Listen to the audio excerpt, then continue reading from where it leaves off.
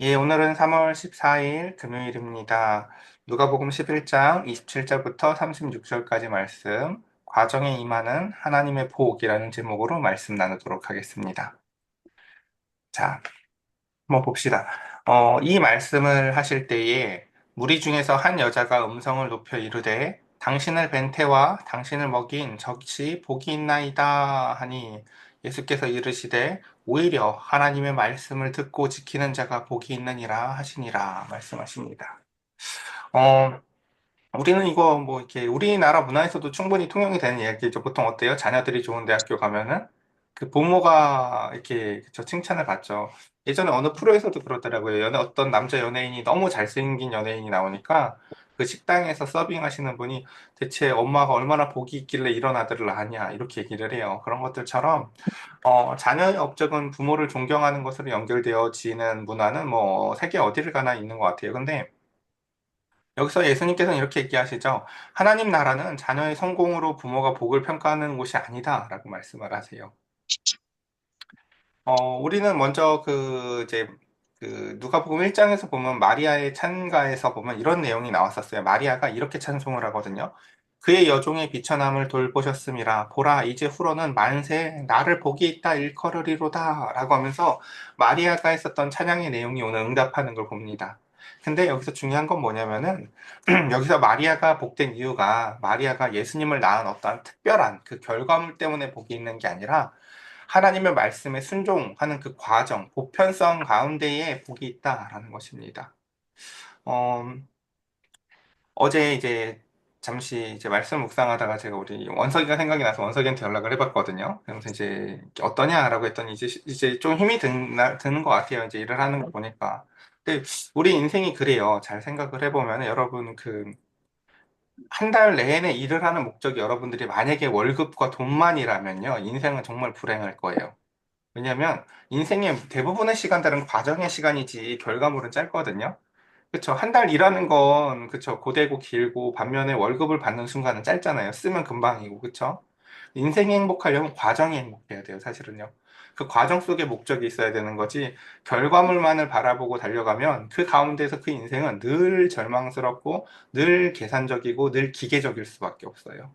자, 지금 이야기 하나님 나라의 복도 마찬가지예요. 하나님의 나라의 복이 누가 무엇을 했냐, 누가 무엇을 낳았느냐의 복의 중심이 있는 것이 아니라 그 가운데서 말씀을 듣고 지키는 자체가 즐거운 사람이 진짜 복이 있는 거라는 거예요.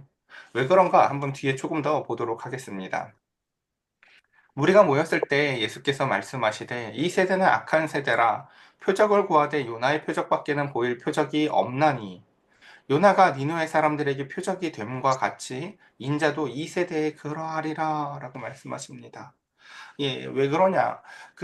우리가 요나 이야기는 너무 잘 알죠? 그 요나서에 보면은, 요나가 니느웨에 이제 그 복음을 전하러 가라고 했을 때 정말 싫었던 사람이잖아요. 그렇죠? 너무너무 싫어해서 그 정반대, 요바로 갔었던 이야기. 그리고 그 가운데 결국은 하나님한테 억지로 끌려갖고 가서 복음을 전할 때 어때요? 3일 길은 가야 될 그 큰 도성을 그냥 하루 만에 대충 후떡 지나가면서 대충 전하는 말씀에 놀랍게도 구약 성경 어디에도 나타나지 않는 모세도 그런 적이 없다니까. 여러분 그 창세기부터 신명기까지 읽어보세요. 모세가 전해냈을 때 온 백성이 온 나라가 회개하였더라 이런 글이 있나요? 없어요. 구약 성경 내내 읽어봐도 그런 이야기가 없는데 그 대충 전한 요나의 말씀을 하나님에 대해서 알지도 못했던 우리가 생각했을 때 가장 악하다고 생각했던 니느웨 백성들이 듣고 온 나라와 짐승들까지 회개했다고 표현이 돼 있어요, 보면요. 참 이게 놀라운 거죠. 진심 없이 전한 우리는 그러니까 설교자가 되게 중요하다고 생각을 하잖아요. 그러니까 요나는 그것을 뛰어넘는 이야기를 보여주는 거예요. 설교자가 중요한 것도 아니에요. 그가 전하는 말씀이 하나님의 말씀이기만 하면 그 가운데서 하나님은 능히 그것을 가지고도 사용하실 수 있다는 걸 요나를 통해서 잘 보여줍니다. 요나가 진심도 없이 전한 말씀을 가지고요, 국가적인 회개가 일어나요. 그게 하나님께서 요나를 통해서 보여주시는 여러 가지 표적 중에 한 가지 측면이거든요. 뭐, 물론 이제 부활을 보여주시기 위한 것으로서 물고기 뱃속에 들어갔다가 나오는 부분도 있고 하지만, 어쨌든 오늘 본문에서 대표적인 부분은 바로 그 부분이에요. 자, 이게 왜 그런가라고 하면 이제 본문을 좀 볼게요. 이것을 통해서 우리가 생각해 볼 수 있는 건 이런 거죠. 출애굽을 경험하고도 하나님의 말씀에 순종하지 않는 이스라엘 백성들을 여러분 생각해 보세요. 그렇죠? 열 가지 재앙을 경험을 했고 홍해를 건너는 경험을 했는데 하나님이 무슨 말씀을 하시는데 그 말씀에 순종하고자 하는 말씀이 없어요. 마음이 없어요. 이게 어떤 상태인지 아시겠어요? 다시 앞으로 돌아가 봅시다. 앞에 뭐라고 얘기했어요? 하나님이 야, 마리아야, 너는 진짜 복되다. 어떻게, 그러니까 예수님이 하시는 그 통찰력 있는 말씀, 그리고 귀신을 내어쫓는 사역들, 그의 지혜를 듣고 뭐라고 얘기해요? 너를 정말 그 예수, 너를 낳은, 당신을 낳은 그 벤테와 당신을 먹인 저것이 정말 복이 있다. 라고 막 찬송을 할 때 예수님이 뭐라고 했어요?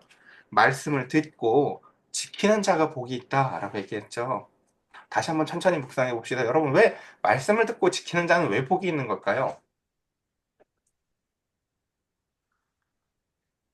너무 당연해서 생각해 본 적이 없죠? 예.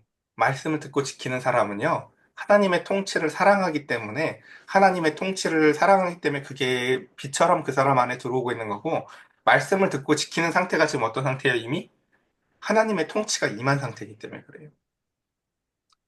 처음 한 번이야 귀신 들린 자에게 귀신을 내어 쫓고 하나님이 그 가운데서 그 집을 빈집으로 만든 다음에 그 다음에 성령이 그 집에 들어가서 그 사람의 그 사람을 다스리기 시작하지만 결국 그 사람이 계속해서 영속적으로 지속적으로 그러한 삶을 살기 위해서는 말씀을 듣고 지키는 커밍아웃이 있어야 돼요. 나는 이제는 하나님의 말씀대로 살 거야 라는 거죠. 야, 너 옛날에 이거 좋아했잖아. 너 이거 왜 술 안 먹어? 야, 너 옛날에 이렇게 노는 거 좋아했잖아. 같이 가서 놀자. 라고 했을 때 나는 이제 옛날에 그 사람은 이미 죽었어. 난 이제 새 사람이야. 나는 이제는 하나님이 말씀하신 이 말씀대로 살 거고 이걸 듣고 지키는 게 난 세상에서 제일 행복해. 라고 하나님의 통치가 임한 사람이 가장 복된 사람이라는 것입니다. 왜 이게 복된 건지를 다시 설명해 보면요. 그건요, 과정에 나타나는 복이라서 그래요. 일단 첫 번째는요. 그러니까 마치 일하는 걸로 따지자면요. 종이 주인을 사랑해서 일을 하는데, 그쵸. 이 주인은요, 월급 받으려고 하는, 이 종은요, 월급 받으려고 일을 하는 종이 아니라 주인을 사랑하는 종이라서 시키는 대로 하는 게 다 행복한 거예요. 그죠. 무엇을 시키시든 그 가운데서 말입니다. 자, 그런데 그 가운데서, 그러니까 이 측면에서 바라봤을 때, 그, 출애굽 백성들은 정말 이상한 백성들이죠. 하나님의 통치가 아니마는 거예요. 별짓을 다 해도요. 열 가지 재앙을 통해서 막 애굽이 망하는 것도 봤고 애굽 백성들 대신에 너희를 얼마나 편애하면서 사랑했는지도 보여줬고 그 다음에 그들이 여기서 더 보여줄 표적이 여러분 뭐가 있나요? 강이 갈라지고 그 다음에 하늘에서 만나가 떨어지는 것보다 더 큰 뭐 표적이 더 필요하나요? 얘네들이 표적을 보여달라고 한 적도 없어요. 사실은요, 이 백성들은요. 표적을 보여달라고 한 적도 없다고요. 근데 그와 같은 표적을 맛봤음에도 불구하고 여러분, 우린 여기서 이것을 기억해야 돼요. 아, 표적을 본다고 사람이 하나님한테 통치를 받고 싶어 하는 게 아니구나라는 것입니다. 그래서 말씀에 순종하지 않고 표적을 구하는 것들을 볼 수 있죠. 그리고 또 한 가지 비유를 더 보면 우리 그렇죠. 그 누가복음에 봐도 자생옷 입었던 부자가 그 가운데서 거지 나사로가 집 앞에 있는데 같이 둘 다 죽어서 이제 천국 지옥에 갔어요. 근데 그 가운데서 뭐라고 얘기를 해요? 아, 내가 여기 정말 저 물 한 방울만 달라. 그거 안 되는 동네야, 여기는. 자, 두 번째. 그러면 나야 그렇다 치자. 내 동생들은 여기 오면 안 되니까 저 나사로라도 내려보내서 이런 곳이 있다고 좀 알려줘라. 라고 했는데 뭐라고 얘기해요? 그 땅에 있는 선지자들 말을 안 듣잖아? 그럼 죽은 사람이 살아나도 안 들어. 절대 아닐 것 같죠. 죽은 사람이 관뚜껑에서, 야, 열어봐! 그러면서 관뚜껑 열렸더니, 야, 니들 똑바로 살아. 내가 아까 방금 어디 갔다 왔어. 야, 니들 큰일 나. 야, 진짜 하나님 살아계셔. 이러면 믿을 것 같지 않으세요, 여러분? 예? 설교자의 설교보다 훨씬 설득력 있을 것 같지 않냐고요. 근데 아니라는 거예요. 왜요? 그건 뭘 본고 경험한 사람이 얘기한다고 얼마나 그것을 리얼하게 전하냐고에 달려있는 게 아니라 사랑해서 통치를 받고 싶어야만 하는 일이기 때문에 그래요. 하나님을 사랑해서. 그래서 그 가운데 보면은 31절도 심판 때에 남방 여왕이 일어나 이 세대 사람들을 정죄하리니 이는 그가 솔로몬의 지혜로운 말을 들으려고 땅 끝에서 왔음이거니와 라고 얘기를 하죠. 그러니까 참 이게 놀라운 거죠. 하나님은 하나님의 어떠하심을 전하시기 위해서 끊임없이 많은 선지자들을 보냈고 그 가운데서 한 사람이 이제 솔로몬이 이제 이 땅에 왔었을 때 어때요? 하나님의 지혜가 그에게 임했죠. 근데 그 하나님의 지혜가 임했을 때 우리 시온의 상태가 어땠는지 기억나시죠? 시온의 사명이 하나님을 사랑해서 임신한 상태처럼 하나님의 그 백성이 되어서 그 가운데서 수많은 곳에서 백성들이 몰려오는 게 이사야에서 나오는 시온의 사명이었잖아요. 그렇죠? 근데 솔로몬이 마치 그와 같은 일을 벌이거든요. 솔로몬의 지혜가요, 땅 끝까지 퍼졌다고 표현이 돼 있어요. 그러니까 그 땅끝에서 살던 그 남방의 여왕, 스바 여왕이요. 그 지혜 하나 듣자고, 솔로몬을 통해서 전해지는 지혜 하나 듣자고 땅끝에서 와요. 우리 이걸 역전하는 게, 다시금 이것을 역전하고 재현하는 게 누가복음에 나타나는 성령이 오시는 이유거든요. 성령이 오셔서 뭐 한다고 얘기해요? 온 사마리아와 유대와 사마리아와 땅 끝까지 복음을 전하는 게, 그쵸? 우리가 땅 끝까지 걸어가야 될 것 같잖아요, 그쵸? 근데 그게 아니라는 거죠. 복음이 땅 끝까지 전파되어지는 것이 원래 그들의 사명인데, 그 가운데 겨우 솔로몬이 왔을 때에도 그 땅 끝에서도 그 영이 왔는데, 너희는 솔로몬이 아니라 창조주이시고 만물의 구세주이시며 그 가운데서 하나님의 아들인 예수 그리스도가 이 땅에 오셔서 심지어 말씀을 직접 전해주시는데도 불구하고 너희는 겨우 표적을 보여라 라는 소리를 하고 있다는 거예요. 그 다음 심판 때 니느웨 사람들이 일어나서 이 세세 사람들을 정죄하리니, 그쵸? 우리 한번 그 생각해 보자고요. 그 자, 마지막 날에 심판 때에 있는데 저기 니느웨 사람들이 앉아 있어요. 이 사람들 어떤 사람들이에요? 요나라는 사람이 와가지고 하루 그냥 와가지고 야 너희 심판받는다 요 한마디 했는데 회개했던 사람들이잖아요, 그쵸? 그러니까 그 사람들 입장에서 봤을 때는 하나님이 어르고 달래고 먹이고 온갖 짓을 다 해도 하나님의 통치를 받으려고 하지 않는 저들이요, 정말 이상한 거예요. 저는 어렸을 때 예를 들면 그런 경험이 종종 있었거든요. 이제 어느 부모님이 계신데 그 자식들이 참 말을 안 듣는 거예요. 근데 그 집이 참 부잣집이었었어요. 근데 그 부모님들이 인성이 좋아서 그 부모님들은 무슨 말을 하는데 그 친구들은 한마디만 해도 말을 막 듣는 거예요. 그러니까 그 이상한 거잖아요. 그쵸? 그 부모가 말을 안 돼요. 자식들은 말을 안 듣고 반면에 그 친구들이 막 말을 들어요. 네 하고 막 이렇게. 이게 이상하지 않아요? 그쵸? 얘가 내 새끼잖아요. 그쵸? 그러면 제일 아름다운 그림 뭐예요? 그쵸? 원래 친구들은 좀 말을 안 들어도 내 새끼들이 딱 말을 들어줘가지고 그 가운데서 야 엄마 말 잘 들어야 되는 거야 라는 걸 보여주고 엄마가 이렇게까지 해줬잖아 라고 하면서 친구들한테 이걸 전해야 될 것 같은데 새끼들은 말을 안 듣고 친구들이 말을 듣는 이상한 그림. 그게 바로 요나서가 보여주는 딱 그림이에요. 그렇죠? 정말 이상하다. 교회 안에 있는 새끼들은 하나님의 통치를 받지도 않고 말을 듣지도 않는데 교회 밖에 있는 애가 한마디 듣고 그 가운데서 하나님의 통치를 받네? 라는 게 정말 이상한 그림을 잘 보여주는 거죠. 그러니까 하나님의 말씀이 특수성을 잘 보여주는 거죠. 말씀에 그 다음 또 보겠습니다.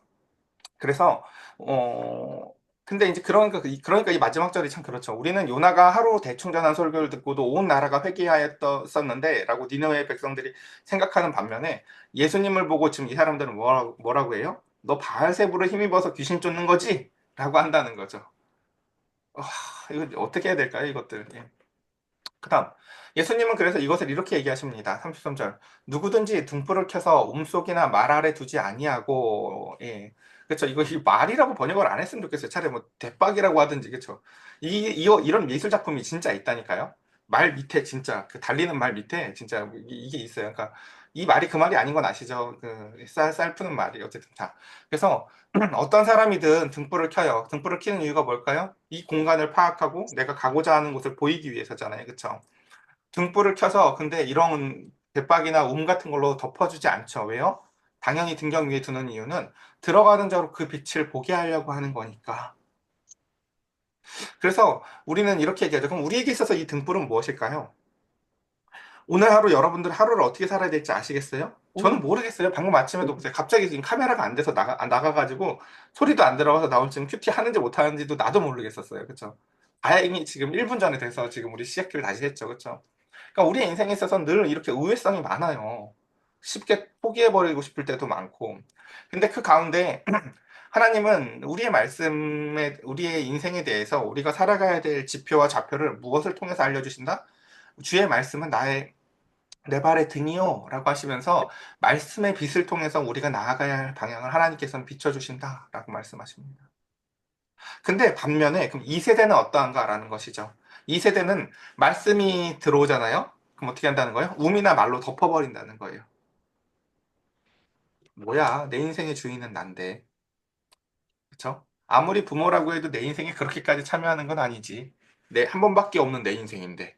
라고 하면서 그 가운데서 니느웨 사람들도 듣고 받아들이는 하나님의 말씀을 하나님의 자녀라고 주장하는 사람들이 하나님의 말씀은 듣지 않고 그것을 덮어버리는 것을 봅니다. 그래서 이 세대는 악한 세대다. 내 몸의 등불은 눈이라. 눈이 성하면 온몸이 밝을 것이요 만일 나쁘면 내 몸도 어두우리라. 자, 빛과 눈의 관계를 우리 한번 생각해 보자고요. 우리가 눈이 성해야지 무엇을 볼 수 있고 초점을 맞출 수 있겠죠? 근데 여기 보면 이제 의도적으로 예수님은요, 눈이 성하다의 반대말을 뭐라고 쓰고 있어요? 나쁘다고 쓰고 있어요. 근데 이제 저는 이게 좀 아쉬운 번역 같아요. 눈이 나쁘다는 건 성하다의 그냥 반대말 같잖아요. 그쵸? 근데 여기서 나쁘다는 단어는요, 성하다의 반대말로 쓴 게 아니라 성하다하고 이게 층위가 다른 표현이에요. 눈이 성하다는 건요, 그냥 눈이 잘 본다는 뜻이에요. 근데 눈이 나쁘다는 표현은요, 무슨 뜻이냐면 눈이 아주 못돼 처먹었다는 표현이에요. 그러니까 도덕적 개념이라고요, 저게요. 지금 뒤에 쓴 악하다라는, 나쁘다는 표현은요. 눈이 나쁘다라는 표현이요. 눈이 악하다는 표현이에요, 사실은요. 그러니까 여러분들 우리 똑같이 살아도 그렇잖아요. 그죠? 다 똑같은 눈 가지고 있는데 어떤 사람은 어머 오늘 필세이스하니 옷 너무 이쁘다 이런 사람이 있고 어떤 사람은 거기서도 또 흠을 잡는 사람이 있잖아요. 그렇죠? 똑같은 걸 봐도요. 누구는 좋은 걸 보고 누구는 나쁜 걸 봐요. 그렇죠? 자, 우리 필세이스하님 지금 캠 옆에 누가 나와요? 그렇죠? 제 이름 도도냐 뭐냐 어쨌든 간에 그렇죠? 어머 저희 고양이도 하나님의 말씀 듣나 봐. 어떤 사람한테는 이게 쭉 좋아 보이고 어떤 사람한테 아니 어디 예배 드리는데 짐승 새끼가 라고 나쁘게 볼 수도 있어요. 그렇죠? 눈은 똑같이 성해요. 근데 마음이 성하냐 아니냐에 따라서 그게 달라 보인다는 거예요. 그것처럼 눈이 성해도요. 그 가운데서 마음이 성해야 그 가운데서 하나님의 말씀이 내게 빛이 되어져요. 그래서 그 가운데서 보면은 그래서 이 눈이 악한 상태, 눈이 나쁜 상태는요. 욕망을 채우기 위해서 표정만 구하는 것 지금. 그러니까 봐봐 라고 얘기를 하는 거죠. 그 다음 마지막 절입니다. 그러므로 내 속에 있는 빛이 어둡지 아니한가 보라고 얘기합니다. 자, 오늘 한마디 오늘 제일 중요한 게 35절이에요 사실요. 우리 성경 읽을 때 제일 중요한 게 뭐라고 얘기했어요 늘요? 왜냐하면 그러므로 이런 거라고요 사실요. 예. 자, 여태까지 앞에 한 말요 여러분 다 잊어버려도 돼요. 예. 앞에 한 말들은요 이 말을 하려고 한 거예요. 뭐라고요? 네 속에는 빛이 있는지 생각해 보라는 거예요. 너는 하나님이 너를 다스리고 싶으셔서 말씀하시고 환경으로 말씀하시면 넌 그 다스림을 좋아하니? 너는 하나님의 통치를 좋니? 하나님이 너를 다스려 주셨으면 좋겠니? 라고 물어보시는 거예요. 왜요? 아까 맨 처음 뭐 어떤 사람이 복이 있다고 했어요? 말씀을 듣고 지키는 자가 복이 있는데 너도 듣고 지키고 싶니? 라고 말씀하시는 거죠. 그래서 그 통치의 빛, 하나님의 통치, 하나님의 나라의 빛이 너에게 들어오고 있는지 점검해 봐. 라는 게 하나님이 가장 하시고 싶은 말씀이십니다. 그래서 내 온몸이 밝아서 그 가운데서, 그러니까 원래 빛이, 이 하나님의 통치의 빛은 정말 신기하죠. 원래 빛은 어때요? 우리의 환경을 비춰서 밖을 보게 하잖아요. 근데 하나님의 통치의 빛은요, 우리의 몸 안을 비춘다는 거예요. 그래서 온몸이 밝아진다는 거죠. 내 영혼의 모든 측면들, 직장에서의 나의 모습, 가족에서의 나의 모습, 나 혼자 있을 때만의 나의 모습, 어떤 특정한 미워하는 사람과 있었을 때의 나의 모습, 내 삶의 모든 전 영역에 있어서의 영역을요, 그 말씀의 빛이 다 비춰요. 우리 그럴 수 있잖아요. 아, 우리 엄마는 참 우리랑, 예를 들어서 남들이랑 있을 땐 좋은데 우리랑 있을 땐 좀 별로야. 이런 얘기 하잖아요. 그죠? 이게 무슨 얘기예요? 그 통치의 빛이 온 영역에 고루 비추고 있지 않다라는 표현이에요. 그렇죠? 교회에서의 모습과 예를 들어서 가정에서의 모습에 차이가 있다. 이거 보통 옆에 있는 사람들의 말이 되게 맞거든요. 대개는 그래요, 대개. 자, 근데 그래서 여기서 뭐라고 해요? 네 온몸이 밝아서 조금 더 어두운 데가 없으면 이라고 얘기를 하죠. 즉 삶의 전 영역 속에서 그 신중함을 통해서 하나님의 통치의 빛이 잘 영향을 미치고 있는지를요. 우리 삶의 전 영역들을 한번 점검해 보자는 거죠. 그래서 등불의 빛이 너를 비출 때 같이 온전히 밝을 거야 라고 말씀하시는 거죠. 자, 말씀을 정리해 봅시다. 그래서 하나님의 통치의 빛이 성한 눈을 통해서 들어가서 듣고 지키는 자가 참으로 복이 있습니다. 예수님은 이것을 얼마나 과장해서까지 말하길 좋아하시냐면요. 누가 내 어머니고 누가 내 동생이냐? 라고 얘기하면서 하나님의 말씀을 듣고 지키는 자만이 가족이라고까지도 표현을 하세요. 예, 오늘 이렇게 말씀을 정리해 보면서 우리 함께 같이 이 시간 기도했으면 좋겠는데요. 하나님 앞에 우리 이렇게 기도했으면 좋겠습니다. 우리의 육신이나 우리에게 주어진 세월이 점점 다 소멸되어 가고 노쇠되어져 가죠. 저도 이제 작년부터 눈이 약간 노안이어서 이렇게 멀리 보기 시작했거든요. 너무 신기해요. 글씨를 제가 한 2년, 3년, 1, 2년 전부터인가 글씨를 진짜 더 못 쓰겠는 거예요. 보니까 글씨를 못 쓰는 이유가 눈이 초점이 안 맞는데 가까이서 쓰니까 감으로 쓰는 거예요, 글씨를. 근데 점점 눈을 멀리 해보니까 초점이 맞는 걸 보여요. 아, 나이가 들어서 떨어져야 초점이 맞는구나라는 걸 알고 이제 다시 글씨가 좀 써지거든요. 저는 하나님이 왜 이렇게 하셨을까라고 생각해 봤을 때 참 그런 생각들을 많이 해봐요. 좀 멀리 보고 좀 한 걸음 떨어져서 볼 수 있는 지혜가 필요한 나이가 됐다라는 생각을 해봐요. 저와 여러분들의 삶 가운데에서도요, 하나님의 통치가 임하고 있지 않던 내 삶의 영역들에요, 하나님의 성령이 조명하심이 비춰져서 하나님, 내 직장에서의 모습, 내 가정에서의 모습, 하나님과 단둘이 있었을 때의 내 삶의 영역, 모든 영역에 하나님의 통치의 빛이 임하여서 말씀을 듣고 지키는 것을 사랑하고 기뻐하는 우리가 되게 해달라고 우리 함께 같이 이 시간 기도했으면 좋겠습니다. 함께 같이 기도합시다.